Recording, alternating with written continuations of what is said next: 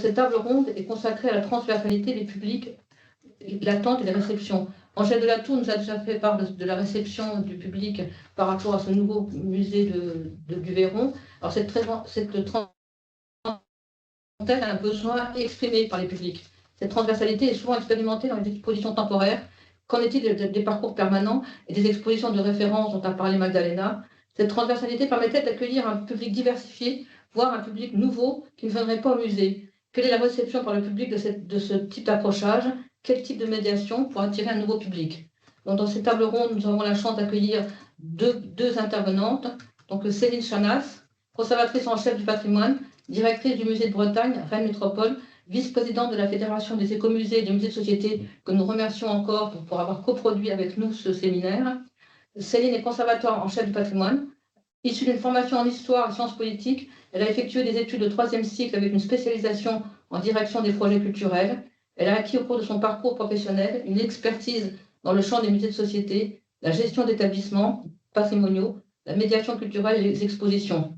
Présidente de la Fédération des écomusées et des musées de société de 2017 à 2022, elle est toujours investie dans ce réseau national de plus de 180 structures dont les valeurs sont la transmission, la participation et la solidarité, qui sont mises au service d'un développement durable des territoires et des patrimoines. Céline, je te passe la parole pour environ 15 minutes.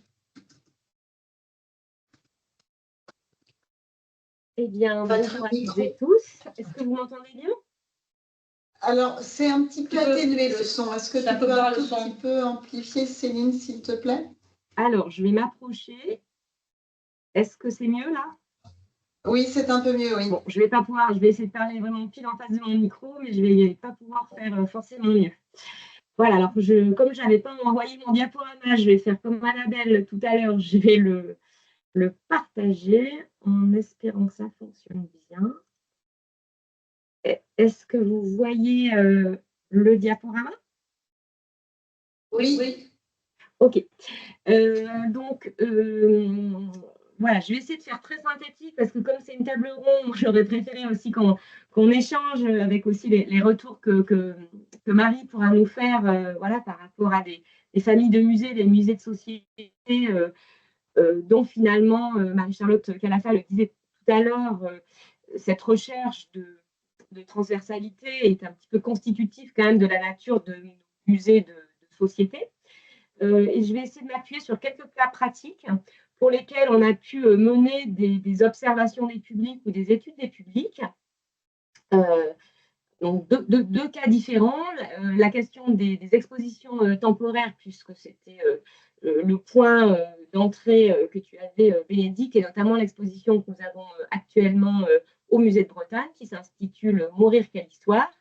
Et puis, la place de la photographie au travers d'un certain nombre d'expérimentations que nous menons, que nous avons appelées des parcours photographiques au sein de l'exposition, et qui est pour nous une manière aussi de tester, d'expérimenter des éléments qu'on souhaiterait développer de manière beaucoup plus prégnante et présente dans l'exposition de référence du musée que nous sommes en train de travailler et de faire changer. Voilà, donc j'ai mis dans ces quelques images que vous voyez donc les outils et du coup la méthodologie. On mène des études de public sur chacune de nos expositions temporaires, ce qui n'est pas forcément le cas sur le parcours permanent. Voilà, donc j'ai mis quelques exemples, effectivement, je vous parlais des études des publics. Donc, on vient d'avoir une étude des publics qui porte sur la fréquentation sur le parcours permanent. Le parcours permanent est gratuit, donc c'est un élément important aussi pour mesurer l'évolution des publics et la manière dont finalement un public peut-être nouveau, qui ne connaît pas forcément ce parcours, reçoit les différents dispositifs. Et puis, j'ai pu consolider, et je regrette son absence et j'en excuse, mais elle m'a beaucoup aidé à préparer cet échange. Clémence Troussier, qui est médiatrice culturelle au Musée de Bretagne et qui a pu me faire partager voilà, les retours de la médiation, voilà, soit dans le cadre de contextes de médiation pleine, soit de verbatim et notamment des livres d'or. Donc, sur les expositions temporaires, bon, je vais assez vite fermer le sujet, Bénédicte, puisque comme tu le disais, il me semble aujourd'hui, en tout cas, au Musée de Bretagne, mais voilà, est-ce qu'on peut aussi étendre dans l'ensemble des musées de société? L'horizon d'attente de nos publics sur la transversalité, il est acquis. Donc finalement, je dirais, c'est plus un sujet. Les visiteurs, aujourd'hui, ils attendent ça des musées. Donc ils le découvrent dans de nombreuses expositions temporaires partout en France. On parlait du SEM, voilà, on aurait pu citer les confluences, il y en a énormément, et il y en a aujourd'hui de plus en plus aussi, on l'a vu dans les musées d'art. Et au travers de l'exposition Mourir quelle histoire, l'étude des publics qui a été menée par Gaël Le Safre au travers des verbatims nous montre vraiment que cette transversalité, elle est perçue comme très positive, et elle est perçue comme très positive à plusieurs registres.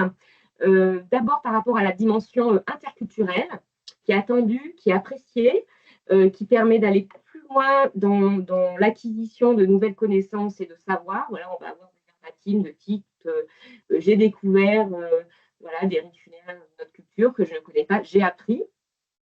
Il y a également une approche, on va dire, qu'on pourrait qualifier de plus esthétique, à savoir que les visiteurs, voilà, on parlait aussi ce matin sur cette dimension artistique de la scénographie, apprécient de voir des beaux objets, mais des beaux objets qui peuvent être des œuvres, mais qui peuvent aussi être des objets reliés à la culture populaire. Voilà, donc ces éléments sont très appréciés. Et on retient aussi là sur cette étude des publics, voilà, des manques, mais qui seront peut-être des regrets qui seront liés à des manques pour aller plus loin. Voilà, certains visiteurs nous disent, moi j'aurais aimé qu'on explore plus telle ère culturelle ou qu'il y ait encore plus d'œuvres contemporaines. Voilà, mais dans l'ensemble, je dirais, il n'y a plus de sujet sur les expositions temporaires. C'est vraiment quelque chose qui est attendu. Voilà, je vous mets quelques exemples de présentation. Et c'est vrai que dans ces enjeux finalement de scénographie, le travail dont parlait, le travail à la fois de mise en scène et d'écriture, dont parlaient les précédents intervenants sur la table ronde, voilà, que ce soit à Lille ou à Marseille, là je peux peut-être dire comment c'est reçu par les publics. Ce travail, il est vraiment très apprécié. C'est vraiment la scénographie et le travail de contextualisation et de travail aussi sur finalement les outils de médiation qui sont portés à connaissance des publics, qui permet finalement que cela fonctionne. Donc là, je vous ai mis un tout il y a eu un travail très important qui a été mené sur les textes et l'écrit dans cette exposition. Voilà, avec une hiérarchisation, je dirais, assez classique des textes, avec des gabarits sur les textes de différents niveaux, mais aussi avec un travail d'interpellation sous forme de titres très éditorialisés, qui donne, vous voyez, mauvaise mort, une question d'attitude, fête des morts, des célébrations partagées, des éléments de connaissances de premier niveau qui ont été très bien pensés. Donc voilà ce que je pouvais dire sur les expositions temporaires. Là où je dirais on est sur une phase peut-être aujourd'hui encore de tâtonnement, en tout cas d'expérience, avec des éléments très positifs et puis d'autres éléments qui ont moins bien fonctionné. C'est la mise en place de ce qu'on a appelé des parcours photographiques dans le parcours permanent du musée. Donc, ça fait déjà pas loin de 3 ans qu'on a testé ce type de dispositif dans un contexte où le parcours permanent du musée de Bretagne était assez figé, avait très peu évolué, avait quasiment pas évolué, on va dire, depuis son ouverture en 2006. Et voilà, nous avions une attente de renouvellement sans avoir forcément les moyens financiers, de temps, de faire des évolutions rapides. Donc, le choix a été fait de créer des accrochages à certains endroits du parcours, mais qui nous permettent de créer des jeux de miroirs en lien avec l'approche des collections, notamment chronologiques ou thématiques. Alors là, je vous donne un exemple où les médiateurs, les retours d'expérience étaient plutôt positifs, puisqu'il s'agissait à la fois d'une résidence photographique, d'une acquisition aussi pour le musée, en lien avec une exposition temporaire qui avait lieu dans une des salles des champs libres. Donc, il y avait en même temps pour le public une exposition temporaire avec 120 œuvres, c'est l'image de droite. Et puis, dans le parcours permanent du musée, une vingtaine d'œuvres, parfois de très grand format, qui reprenaient certaines images qui pouvaient être à deux endroits, mais on en avait une lecture différente, beaucoup plus plastique et esthétique avec la proposition dans la salle dédiée à la photographie, et puis un discours différent dans le parcours du musée. Voilà.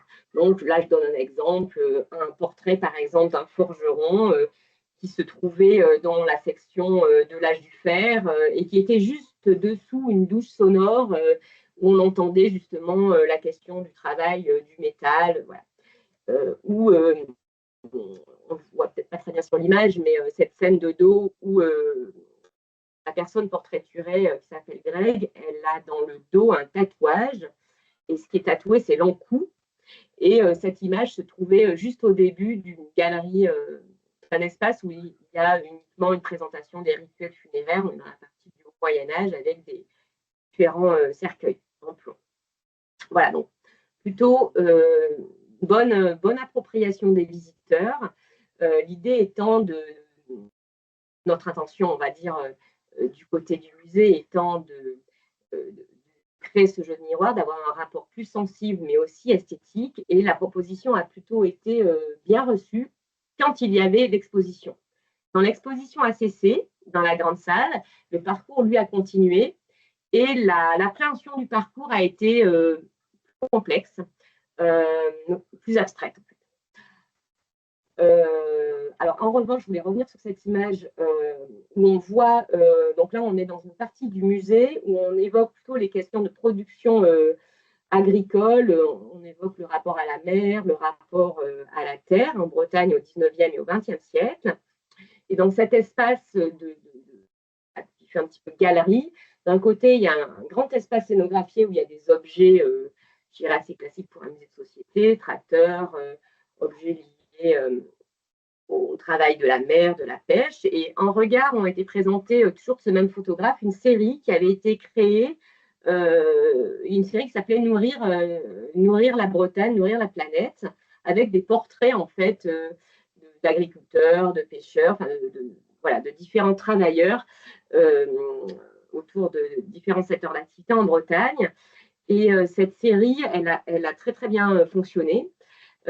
Dans le sens où les médiateurs s'en sont véritablement saisis comme des outils de dialogue et d'échange avec le public qui se reconnaissait véritablement dans ces enjeux, avec cette Bretagne d'aujourd'hui et qui permettait d'évoquer voilà, la Bretagne sur le temps long. Alors j'avance un petit peu.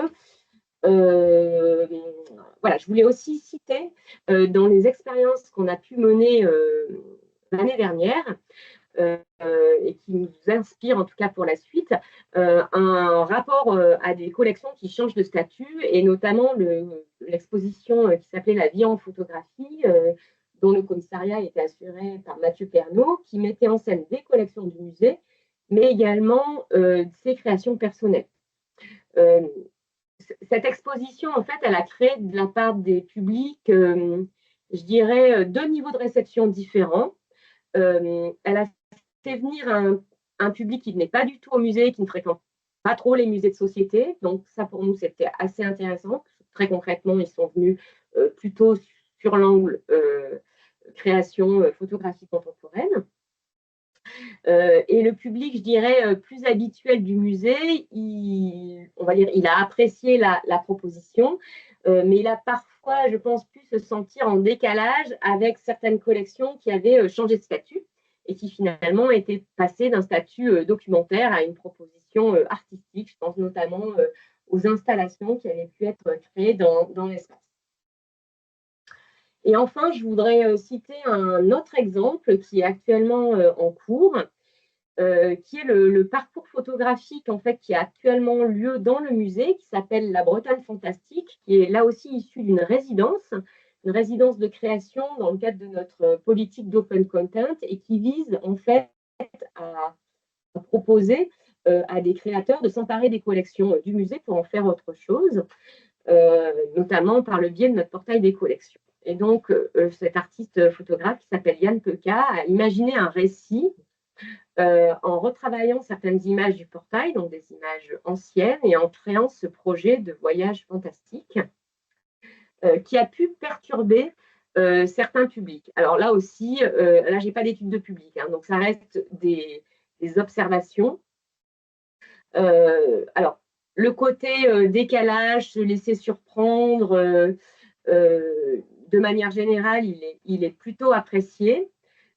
Par contre, il y a un certain nombre de visiteurs qui se sont laissés, comment dire, avoir, dans le sens où ils n'ont pas compris que c'était des images détournées.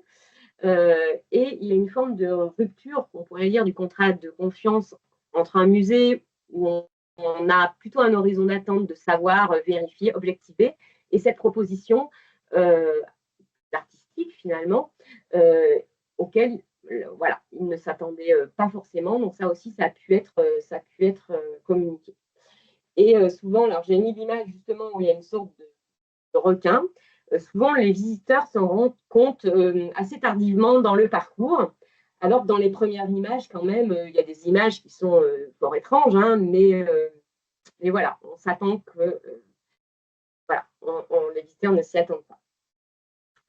Voilà, mais je voulais pas être trop longue, donc comme c'est la fin de journée et qu'on aura peut-être des échanges, donc voilà ce que je peux dire aujourd'hui de la réception finalement des expériences que nous avons menées au sein du parcours. Donc pour se résumer sur le temporaire, c'est acquis, voilà, ça roule entre guillemets, on cherche à s'améliorer toujours. Par contre, sur le parcours permanent, et notamment un parcours qui a une approche historique et non thématique, je pense que les enjeux sont plus complexes. Merci beaucoup Céline pour ton intervention. Je vais passer maintenant la parole à Marie Pottecher. Marie, tu es conservatrice en chef du patrimoine, historienne et historienne de l'art de formation. Tu as travaillé au service de l'inventaire du patrimoine de la région Alsace-Grand Est, dont tu as pris la direction à partir de 2012. Depuis 2017, tu diriges le musée alsacien à Strasbourg, avec pour mission de le faire évoluer d'un musée d'art et tradition populaire vers un musée de société, et tes recherches portent actuellement sur les frontières, les questions transfrontalières et les constructions identitaires. Je te laisse la parole pour conclure cette table ronde. Tu as environ 15 minutes. Merci Marie. Merci Bénédicte, merci aux organisateurs de cette journée. Ravie d'être avec vous. J'ai suivi un petit peu en pointillé depuis ce matin et du coup, je me réjouis de pouvoir écouter ce que je n'ai pas pu entendre dans le cadre de la rediffusion. J'ai oublié dans ma petite biographie que je t'avais transmise, je n'ai pas rajouté que le musée alsacien était également membre du réseau de la Fédération des écomusées et musées de société. Alors, je vais tout de suite partager mon écran et vous allez me dire. Donc, effectivement, moi, je vais vous parler du musée alsacien avec le même prisme que celui que vient de proposer Céline pour les musées de Bretagne, c'est-à-dire la question des transversalités au sein de nos expositions et de nos parcours permanents et la manière dont cela est reçu par nos publics. Mais peut-être déjà, pour les personnes qui ne connaissent pas le musée alsacien et pour savoir un petit peu d'où on part, ça me semblait important de vous mettre quelques photographies du musée, dans la photographie historique et photographie actuelle. Savoir qu'on a un musée qui existe depuis 1902, donc on a fêté 122 ans d'existence cette année, avec, voilà, je vous ai mis des photos, voilà, dans la partie de gauche, vous voyez bien des photos qui remontent aux premières années du musée. Un musée qui, lorsqu'il a été conçu, était vraiment pensé comme un musée qui allait faire appel à l'émotion.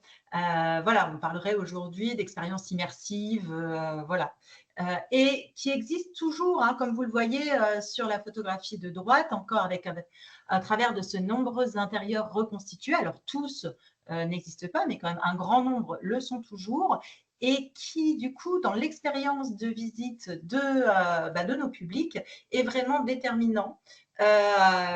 Quelquefois, je dis en rigolant, mais avec beaucoup de tendresse, notamment pour les publics, les personnes de nos publics qui reviennent au musée depuis très longtemps. Je parle un peu de musée doudou, en fait. Mais il y a ce côté, en fait, de se replonger dans un monde idéal, voilà, quand tout ne va pas bien, ils viennent se faire un petit peu un bain d'alsacianité, voilà, et donc qui induit quand même une relation très émotionnelle, en fait, en tout cas au musée, pour le public habitué. C'est différent, bien entendu, pour le public touristique, qui représente une part importante de notre fréquentation. Et puis, effectivement, encore autre chose pour un public plus jeune qui fréquente de manière plus ou moins régulière. Là, on a des études de public qui ne sont pas récentes, mais on a quand même quelques orientations qui nous permettent un petit peu de voir ces différentes typologies de public et de voir comment ils se répartissent. Alors, là aussi, toujours peut-être un peu en guise d'introduction, aussi pour vous expliquer la démarche qui est la nôtre, un nouveau projet scientifique et culturel qui a été validé l'année dernière. Rapidement, vous adresser les enjeux. Voilà, on a voulu penser à un musée qui jouait en fait sur son histoire et ses collections historiques et la manière dont elle pouvait résonner avec le contemporain. L'idée d'un musée engagé qui puisse vraiment faire écho et s'approprier des questions contemporaines et quelquefois même se positionner. Également, un lieu de ressources pour les cultures alsaciennes et rhénanes. Nous sommes situés à Strasbourg et dans un bassin à l'échelle de la ville, mais même au-delà, tant du côté français que du côté allemand ou suisse, très très riche d'un point de vue culturel, d'un point de vue artistique, énormément d'écoles d'art, d'institutions muséales, de théâtre, voilà, donc qui font qu'on a un terreau d'artistes très, très actifs, dont beaucoup, et dans des domaines très divers, dont beaucoup, en fait, s'intéressent aux cultures alsaciennes et rhénanes. Et on a souhaité, du coup, aussi se positionner comme un lieu ressource pour tous ces acteurs, notamment au vu, enfin, voilà, on se rendait compte qu'on a été quand même très souvent sollicités par nombre d'entre eux. Toujours dans le cadre de ce projet scientifique et culturel, on a défini des thématiques de recherche que le musée souhaitait mener, soit directement, soit par le biais de partenariats. Voilà, là, je vous les ai aussi listés parce que vous verrez que ça a résonné avec les expositions ou les questionnements qui sont les nôtres aujourd'hui sur le parcours permanent. La notion de costume et apparence, migration et frontières, compte tenu de l'histoire du territoire dont nous traitons et de la situation évidemment géographique qui est la nôtre. La question du quotidien, des objets du quotidien et de la création contemporaine. Et enfin, la question des constructions identitaires, des inventions de la tradition, là aussi une sorte de clin d'œil, si je puis dire, mais aussi de regard rétrospectif sur l'histoire du musée, comme je vous l'ai dit, créé en 1902, un moment où l'Alsace appartenait à l'Empire allemand, création. Je ne vais pas trop m'étendre sur le sujet, mais en tout cas une création par des groupes culturels, intellectuels francophiles, avec une certaine image de l'Alsace qu'ils ont voulu véhiculer dans un contexte politique tout à fait particulier qui est celui des années d'avant-guerre. Alors, pour illustrer tout ça, voilà, je vous ai mis une photographie qu'on a acquise en 2021, qui est une photo issue d'une série qu'on a achetée à un jeune artiste qui est styliste, en fait, designer, originaire d'Alsace, mais qui travaille à Paris aujourd'hui, qui s'appelle Lucas Meyer. On lui avait, voilà, ces séries qu'on a complétées aussi à part des nœuds. Donc, en fait, il a réalisé des nœuds, des coiffes, enfin, voilà, en s'inspirant de la technique de la coiffe, du pliage de la coiffe, des coiffes à grands nœuds alsaciens. Et qu'il fait porter par des hommes dans ses défilés en interrogeant à la fois ce rapport à l'identité régionale, qu'il explique quelquefois qu'il a été douloureuse, et bien entendu aussi cette question des rapports de genre. Voilà, donc des collections qu'on fait quelquefois dialoguer avec nos collections historiques. Alors là aussi très rapidement, parce que je crois que effectivement Bénédicte, tu souhaitais qu'on insiste plus sur la partie parcours permanent, la question de la transversalité dans les expositions temporaires, revenir rapidement sur une exposition qu'on avait proposée en 2019, une exposition qui a été conçue de manière entièrement participative. Les commissaires, ça n'était pas nous, mais c'était un collectif, différentes associations issues de diverses, différentes associations présentes sur le territoire de l'Eurométropole de Strasbourg, révélant la diversité culturelle, mais également des mineurs isolés. Et l'idée, c'était de faire dialoguer nos collections. Là, vous voyez sur la première photographie, on voit un mur à pont de bois remonté, voilà, provenant d'une maison alsacienne qu'on a fait dialoguer avec des jarres kabyles. que nous avait aimablement prêté le musée des Quai Branly et qui avait été voilà, pour tout un dialogue en fait sur la notion d'interculturalité. Donc on a fait venir beaucoup d'objets issus de collections d'ethnographie extra-européennes, de collections privées ou collections publiques, qui avaient été identifiées comme étant pertinentes de faire dialoguer donc, par les commissaires de l'exposition avec notre propre parcours permanent. Cette exposition en fait, a reçu un très très bon retour de la part du public. On était vraiment dans le parcours permanent, on n'a pas souhaité avoir l'exposition à côté, on la suivait vraiment dans le parcours. Et voilà, en plus, on l'avait présenté entre le mois de mai et le mois d'août, donc à un moment où aussi on avait toute la fréquentation touristique estivale, et un très bon retour de la part des publics dans le livre d'or, dans les visites que l'on a pu en proposer, voilà, qui ne trouvait pas du tout que cette confrontation dénaturait l'ambiance du musée, mais qu'au contraire, elle lui apportait un peu un vent d'air frais. Un autre exemple, toujours dans le cadre du parcours permanent du musée, mais traité de manière temporaire, c'est un travail que l'on mène depuis plusieurs années maintenant avec un collectif de designers qui s'appelle IDEE, qui tous les ans réalise des workshops et dont on accueille le résultat. Voilà, donc un workshop, ils ont fait un premier workshop autour du bois. Là, je vous ai mis à droite, c'était un workshop autour du verre qu'ils avaient réalisé à l'écomusée du verre de Trélon. Là, cette année, c'est nous qui les accueillons pour un workshop autour des techniques des métaux, des arts de la forge. Et là aussi, l'idée, c'est vraiment de faire le lien entre nos collections d'art et tradition populaire, en fait, et le lien avec le design, rappeler le geste, et avec aussi toute une interrogation que l'on porte sur la consommation locale, la manière des remplois, la question des remplois, la manière aussi dont notamment nos choix de consommation ont un impact sur notre territoire.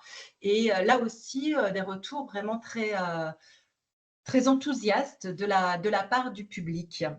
Voilà, là, je voulais vous mettre aussi un autre exemple, parce que c'était, alors là, pour le coup, vraiment une exposition temporaire, mais qu'on n'avait pas accueillie chez nous. C'est une exposition qu'on a montée en partenariat avec le Musée national Jean-Jacques Henner. Donc, l'exposition était au musée Jean-Jacques Henner à Paris. Et voilà, on a vraiment travaillé un co-commissariat musée Jean-Jacques Henner et musée alsacien avec on souhaitait interroger dans cette exposition la construction d'une image qui était celui des provinces perdues. Donc, vous savez, l'Alsace est la partie du territoire lorrain qui, à la suite du traité de Francfort en 1871, ont été rattachés à l'Empire allemand. Et la manière dont ces territoires perdus, ces provinces perdues ont donné lieu à tout un imaginaire qui a été un élément marquant et fédérateur de la Troisième République entre 1871 et 1918. Donc, une exposition qui, au début, se voulait plutôt une exposition beaux-arts, surtout qu'elle était accueillie dans un musée de beaux-arts. Mais rapidement, en fait, on s'est rendu compte que finalement, cette image, elle avait plus que par les beaux-arts uniquement, elle avait été véhiculée par des objets du quotidien, de l'imagerie populaire, des jouets, du mobilier, de la carte postale, et que donc, il nous semblait complètement incontournable pour traiter ce sujet, de véritablement croiser en fait les différents domaines pour proposer une vision plus complète et plus, comment dire, plus réaliste en fait de la manière dont s'était diffusée cette image, ce mythe auprès des populations françaises de la Troisième République.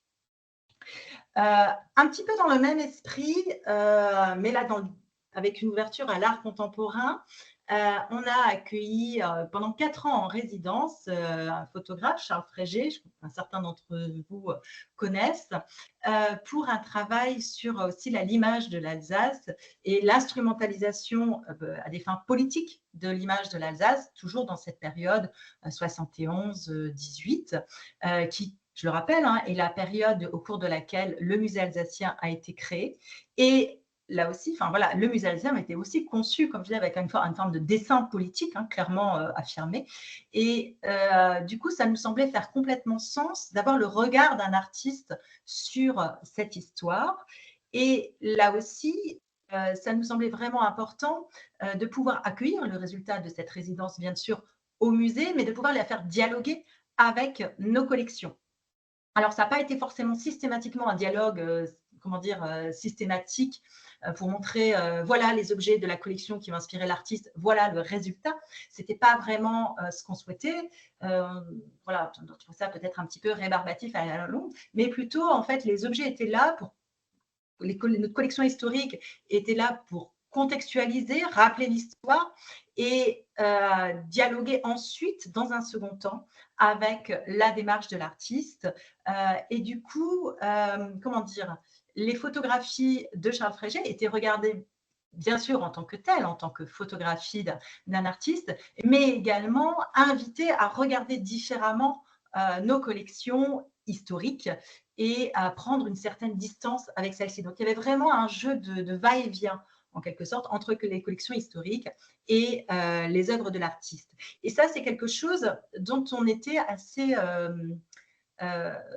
voilà, on ne savait pas trop comment allait réagir le public par rapport à cela. Et les retours qu'on a eus ont été quand même très fortement enthousiastes. Alors, on n'a pas fait d'études de public à proprement parler, mais on a eu des retours, bien entendu, dans le cadre des visites de l'exposition que l'on a pu proposer. Également, voilà, j'ai été voir auprès des agents d'accueil quels retours ils en avaient. Et puis, bien entendu, dans le livre d'or. Et globalement, en fait, les publics ont très bien compris ce jeu de va-et-vient et de réinterroger cette histoire par le prisme aussi des collections, voilà, dans les retours qu'on a eu, apporter un réel plus.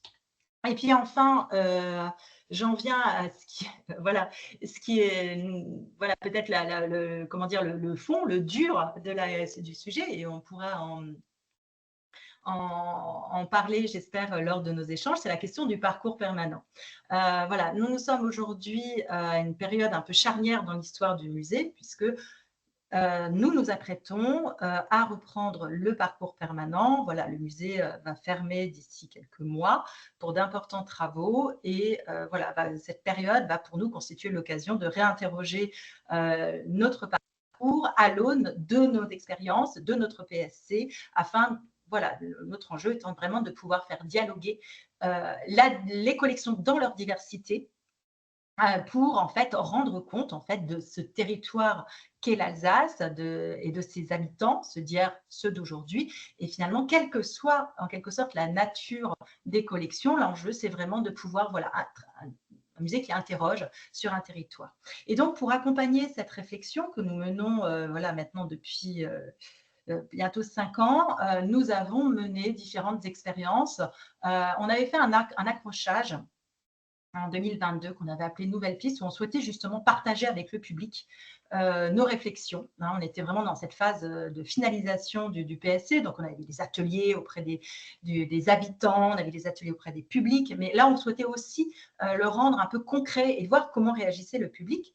Et nous avons accompagné cet accrochage avec des opérations hors les murs et des ateliers au sein du musée pour voir comment réagissait le public. Bien entendu, on a également, voilà, proposé des visites. Le livre d'or était également là. On avait fait des petits questionnaires. Et il en ressort en fait qu'on a, voilà, des avis quand même assez divergents, avec une part de la population qui est encore une fois très attachée au musée, à l'histoire du musée, et qui a un peu de mal à le voir changer.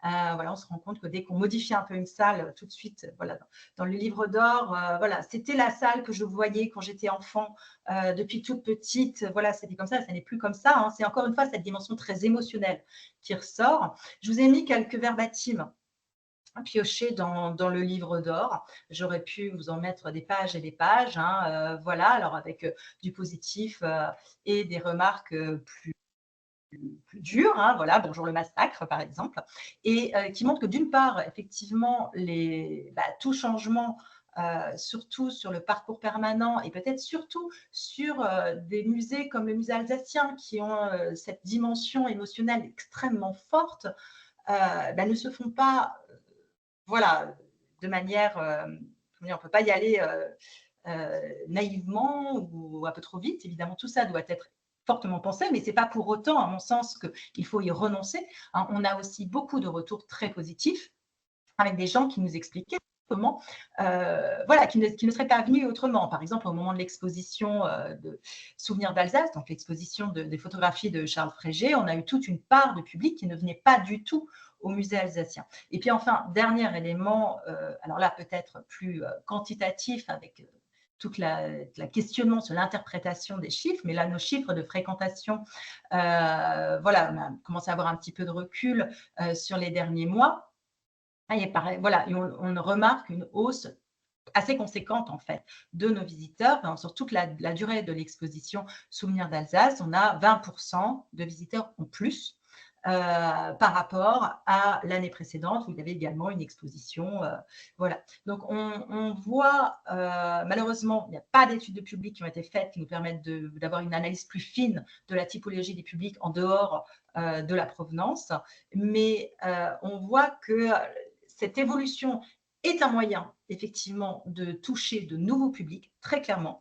Lors des ateliers, il a été ressorti que la question de la diversité culturelle, de l'ouverture au contemporain était vraiment fondamentale pour pouvoir toucher et intéresser un public qui, autrement, ne se sentait peut-être un peu moins concerné par le musée alsacien. Bien sûr, il faut qu'il s'agisse aussi de tenir compte, en fait, du lien émotionnel qu'a noué une partie aussi de nos publics avec le musée et pour voilà, faire en sorte de ne pas trop les bousculer non plus, tout en permettant au musée de s'ouvrir et d'aborder voilà, cette question de la transversalité qui, voilà, c'est vraiment quelque chose qu'on souhaite voilà, porter au sein de l'équipe du musée nous semble fondamental pour, voilà, pour parler d'un territoire et c'est voilà, ce que nous souhaitons faire au-delà même de la question de la partition entre différents types de musées.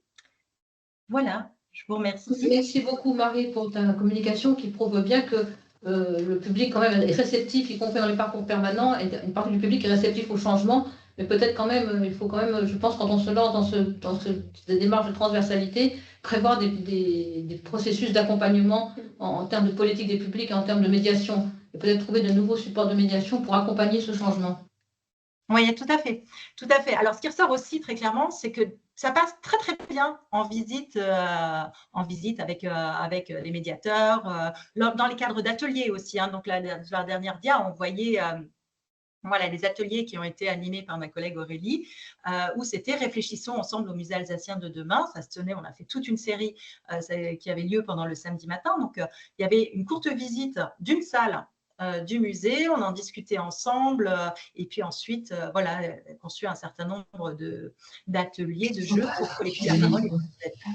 Mais effectivement, en dehors d'une visite incarnée, animée, voilà, se pose clairement la question des outils de médiation adaptés dans le cadre de visites individuelles. Céline ?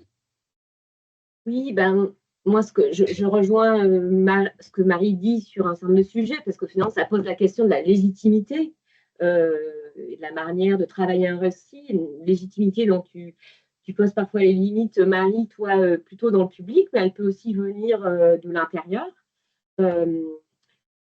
Voilà, donc c'est vrai que cette question du changement, je pense qu'elle se fait quand même. Le changement, il ne peut pas être radical, sauf si vraiment. Ça me paraît compliqué d'envisager un changement radical. Et puis, de toute façon, les habitudes des publics, elles ne changent pas non plus tout de suite. Donc, voilà, moi, je suis assez confiante, au vu de des retours qu'on a sur les expositions temporaires, voilà, je suis assez confiante sur le sujet. Après, voilà, Bénédicte, quand tu dis, voilà, il faut trouver des moyens d'accompagner en termes de médiation, oui, évidemment, mais on est toujours dans un éternel recommencement et finalement, il y a une forme de créativité, voilà, il y a une forme de pari. Donc, voilà, la manière comment dire, de mettre en œuvre cette transversalité, je crois que ça a été très bien dit depuis ce matin. Voilà, il faut la penser collectivement. Moi, j'ai un peu retenu ça quand même de cette journée, la question du collectif. Et puis, c'est vrai que l'expérience de Lille aussi était intéressante. C'est comment, au travers d'expériences qui ont fonctionné, de retirer voilà, les éléments positifs ou négatifs d'une expérience précédente pour le projet suivant, là, ce qu'on avait entre les plans relief et puis ensuite la zone du voyage. Je trouvais que ça avait été bien présenté. Voilà. Et je pense que si le musée est ouvert à la critique de ses visiteurs, c'est bien. Merci Céline. Charlotte Servat, vous avez la parole pour poser votre question. Est-ce que Charlotte, ça va? Vous avez levé la main pour poser une question? Alors, apparemment, Charlotte Sarva a disparu des ondes. Est-ce qu'il y aurait d'autres questions? On va alors passer au mot de la fin de ce webinaire. Je te laisse peut-être conclure, Bénédicte, si tu veux. Non. Alors, merci infiniment, Céline et Marie, non seulement en tant que directrice de vos établissements, mais aussi en tant que représentante de la Fédération des écomusées de société. C'était très agréable de vous écouter en duo.